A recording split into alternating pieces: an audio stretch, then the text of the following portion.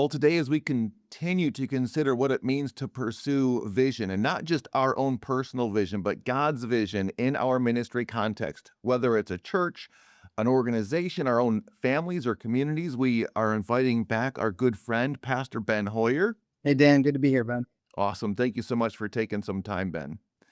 So, as we are working with congregations and pursuing not just our vision, but really the Lord's vision for our community and our families and our churches and wherever it is we find ourselves, I am constantly reminded of that passage from Micah that breaks the Christian walk down so simply, where the prophet says, "Oh man, what is good? And what does the Lord require of you but to do justice and to love kindness and to walk humbly with your God?" Is a pastor who I know has lived this life genuinely pursuing that higher calling of community good. I would just love to hear what that passage means to you in your own personal practice of the Christian faith. Well, that's a kind thing for you to say, Dan. Thank you. When you were giving that description leading up to the Micah 6 passage, I remember a thought that occurred to me in the first 9 months or so of trying to start a church, where I had this like system of kind of cascading events that should culminate in all these people wanting to be a part of the thing that we were doing. And I went through the system of things and it didn't culminate the way that I wanted. Hmm. And I remember reflecting in prayer with the Lord on it and had this realization that actually all these people that I was like engaging and trying to do things with and connect to, I didn't really care about. Like I was like kind of Hmm. feigning care about them in order to try and get them to come to my thing. Like if I was Hmm. honest, I didn't really care about them. I just wanted them to come to my thing.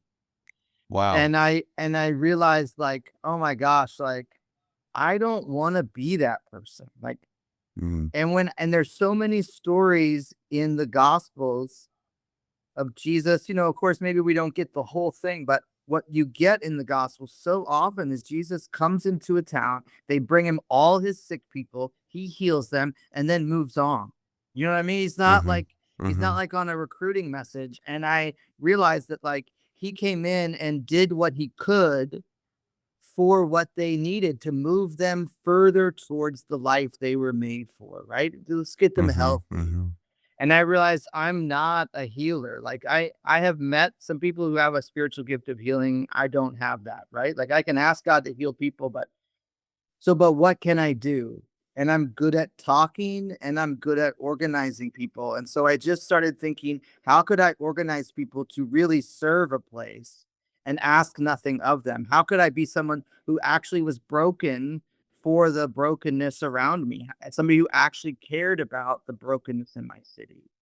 And it started first with repenting for realizing that I didn't.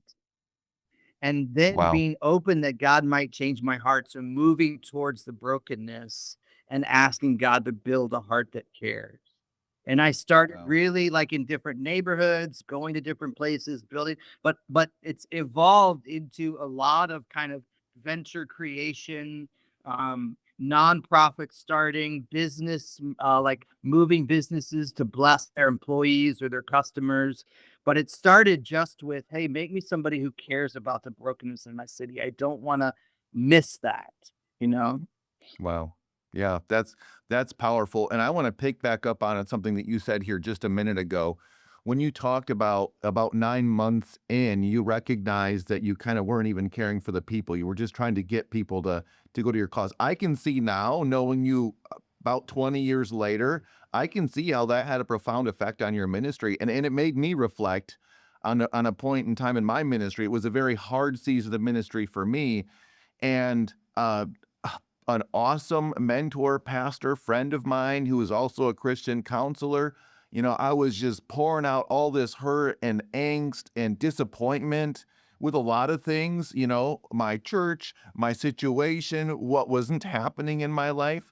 And he said something very profound to me that I think resonates well with what you said. He said, "Dan, you are an outcomes oriented person, but as pastors and as Christians, we need to be process oriented people." Hmm. God doesn't hold us accountable to an outcome, but the process of love and care and kindness means everything. And I think it's the difference between a genuine, truly founded in the love of Christ faith and a faith that is just trying to collect adherents or raise money or whatever it is, that outcome that we say we want. So I would just like to hear your response to my experience when I was humbled and I had to repent for focusing on the outcomes versus the process. Yeah, that's really good. I like that outcomes versus process oriented, and I think that that has a lot of you in terms of how you approach really ministry, right? Um, I like outcomes a lot.